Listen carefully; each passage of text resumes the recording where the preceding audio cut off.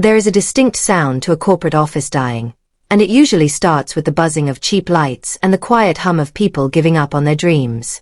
For over 15 years, I managed the entire logistics supply chain for a major industrial distributor, making sure every single shipment reached its destination without fail. I knew every shipping route, every regulatory hurdle, and every loophole in our operations. I was the backroom anchor keeping the company afloat, content to stay out of the spotlight as long as our freight kept moving smoothly. Everything changed the moment our upper management decided to appoint a new director over our department. Her name was Chloe, a 26-year-old relative of a primary board member who possessed zero industry experience but an endless supply of buzzwords. She strolled into our facility wearing high-end designer footwear, treating our complex supply chain like a casual hobby. Chloe could not read a basic freight manifest, nor did she understand international shipping terms, yet she routinely summoned me to handle basic document conversions because technical tasks overwhelmed her. I managed to endure her arrogance until the stakes rose dramatically with our largest account, controlled by a stern manufacturing executive named Arthur.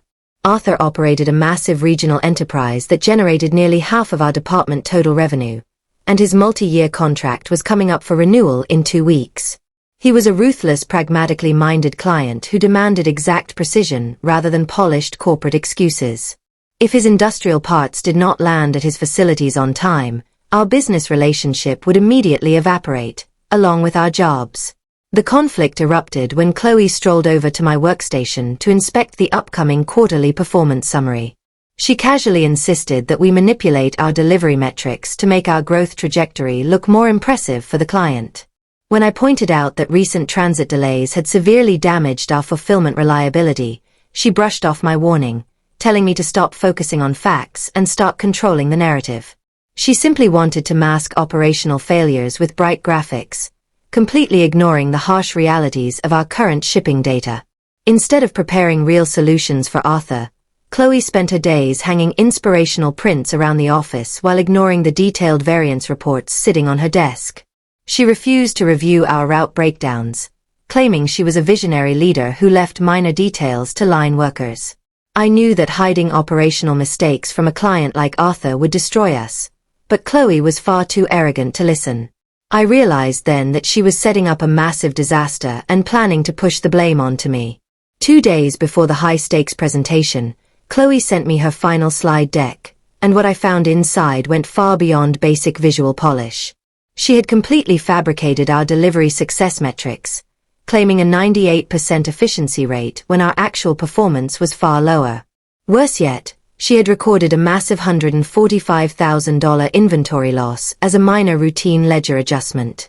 She had altered the system records to make a major inventory loss vanish into thin air, attempting to cover up massive missing assets. When I confronted Chloe in her private office with the original audit logs, she did not even attempt to deny the alteration. Instead, she coldly reminded me that if the true losses were exposed, Arthur would terminate the account, resulting in immediate department-wide layoffs. She made sure to emphasize my age, implying that I would be completely unhireable if I lost my job over what she called a simple clerical discrepancy. When I insisted that falsifying inventory ledgers was a serious legal violation, she revoked my system credentials. Recognizing that I was being targeted as a potential scapegoat, I immediately initiated my own private security measure. I downloaded every single original shipping ledger, raw communication log, and time-stamped database entry onto an encrypted portable drive. I continued working quietly at my desk while quietly running a complete forensic tracking sweep through secondary access channels. Chloe thought deleting entries in a spreadsheet meant the physical goods disappeared, completely failing to understand that every single unit carries an unalterable tracking record. My internal tracking investigation revealed that the missing high-grade industrial valves had been shipped to a local self-storage facility rather than the client-designated plant. I contacted Arthur's senior assistant, a trusted industry veteran named Marge, who confirmed that their manufacturing floor had never received the missing components. A quick cross-reference of the storage facility ownership records revealed the registered agent was Chloe's legally wedded spouse, Dustin. She was actively stealing valuable commercial inventory, diverting it to a shell entity, and forcing me to mask the theft. On the morning of the critical presentation, I dressed in my most authoritative suit and prepared for the inevitable clash. Chloe intercepted me in the hallway, confiscated my backup physical reports, and ordered me to sit quietly at the edge of the conference table without speaking. She warned me to nod along with her fabricated presentation and leave all client interactions to her. I accepted her instructions calmly, knowing that her short-sighted vanity was about to push her directly into a trap of her own making. Arthur entered the glass boardroom looking grim, carrying a dense leather portfolio filled with his own operational notes. Chloe immediately launched into her energetic presentation, throwing around meaningless buzzwords while displaying her inflated delivery numbers. When she reached the slide claiming near zero inventory loss, Arthur cut her off, pointing out that his own plant managers were missing a massive shipment of industrial valves. Chloe smoothly lied, claiming the driver had simply scanned the cargo early and that delivery was guaranteed by morning. Arthur slowly turned his attention away from Chloe, looking straight down the table to ask for my direct verification. I stood up, looked Arthur in the eye, and clearly stated that the missing cargo was not in transit, revealing the exact storage facility coordinates where the inventory was sitting. Chloe panicked, slamming her hands on the table and screaming at me to leave the room for making false statements.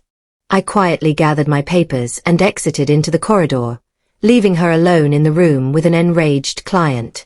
Moments later, corporate security escorted me out of the building on Chloe orders for alleged insubordination, and my corporate network access was immediately terminated. As I sat in my car considering my financial future, my phone rang with a call from Arthur himself. He revealed that he had long suspected internal theft and had used my precise tracking data to terminate the company contract for breach of trust. He then offered me an independent consulting contract at 3 times my previous salary to conduct a complete audit. Bright and early the following Monday, I returned to the corporate headquarters wearing an expensive new outfit and carrying official auditing credentials. The executive leadership had granted me complete unrestricted access to all company databases to avoid a direct law enforcement lawsuit from Arthur. I walked straight past my old cubicle and took over the primary conference room right outside Chloe's office. With the full backing of top management and the IT department, I spent the entire afternoon mirroring her hard drives and recovering deleted files. Within 48 hours, I assembled a comprehensive 40-page investigative document proving systemic embezzlement, fake vendor invoicing, and unauthorized corporate card charges. Desperate to avoid prison, Chloe confronted me in the restroom, begging me to destroy the evidence and offering bribes while blaming her husband debt. I calmly recorded her entire admission on my phone before presenting the conclusive file to the executive board. Law enforcement officers arrived shortly after, escorting Chloe out of the building in handcuffs as her fraudulent career collapsed completely. The chief executive officer offered to reinstate me as the permanent head of logistics with a substantial pay increase, but I politely declined his offer. I explained that I was establishing my own independent logistics consulting firm, with Arthur serving as my primary corporate client. I walked out into the afternoon sunshine, completely free from the toxic environment I had endured for 15 years. I learned that real authority does not come from a grand title or corporate arrogance, but from holding the actual facts when everyone else is trying to hide them.